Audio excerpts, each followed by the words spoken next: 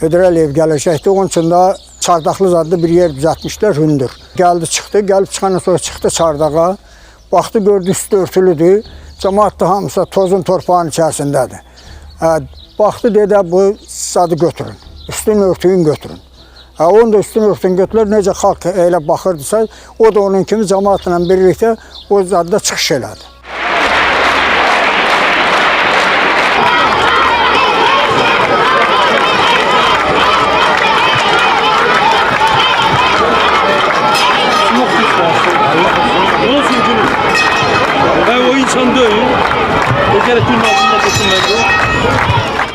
Çıxış etdi, qutardı, kimlərlə lazımdırsa onlarla söhbətini elədi, yəni çıxış eləyənlərlə.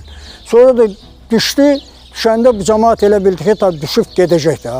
Elə oldu ki, döndü sağa, o şəhərcikdə 2 dənə küçə vardı. Küçənin birinci küçü ilə düz getdi. Öz-özünə hamı da fikirləşir, buna kim istiqamət verdi ki, bu belə gedir. Axı, belə də bir otaq hazırlamışlar bunun üçün. Elə oldu ki, döndü bir, hardasa bir 20-30 metr getmişdi. Gördü tüstü da, tüstünü gördü, dedi o nədir? Dedilər ki, bəs bu gənc var, onun toyu olacaqdı. Ona görə də orada çörək pişirirlər. Hazırlaşdı çörək pişirməyə ki, oğlumun toyu olacaq, səhər yox bir gün. Yəni pişirirdi, təsadüf halda dedilər Heydər Əliyev gəlir. Dedim Allah, sən salamatlıq elə, onun canını sağ elə. Gördü ki, gəldi çörəyin üstünə. İlham Əliyevin özü də gəlmişdi. Geldi görüştü, çöreğimizden de kesti, yedik. Bir de bu da benim kaynımın yoldaşıydı. Çöreği de o pişirirdi. Hoş geldin sana. Hoş geldin. Teşberi Cebrail çöreğiydi. Ondan bir lokma da başarılı. Yani buradan gel, buradan. Buraya zarar dur. Yuxarıdır, yuxarı yoldaş Əli. Cebrail yuxarısı, Cebrail yuxarısı. Buğda da yaxşı buğdadır. Buğda da yaxşı buğdadır. Bu da Cebrail pendiridir.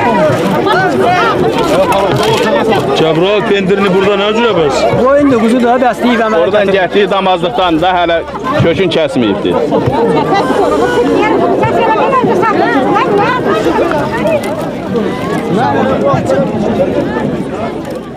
O çörəkdən götürdüm, öz oxlavımla kişiyə çörək verdim. Dedim, ye halalın olsun. Dedi, sağ olun bacı. Gedirəm dedi, sizə yaxşı gün, güzaran düzəldəcəm. Söz verirəm ki, sizi bu torbuzluqdan, zımırıqdan çıxardacam. Sizə yaxşı ev titdirəcəm, namazı yığacam ora.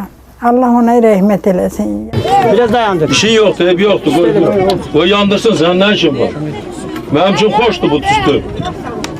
Necə, bu tüstü elə bizə buranın əhval ruhiyyəsini göstərir. Ənənəni göstərir. Ənənəni göstərir.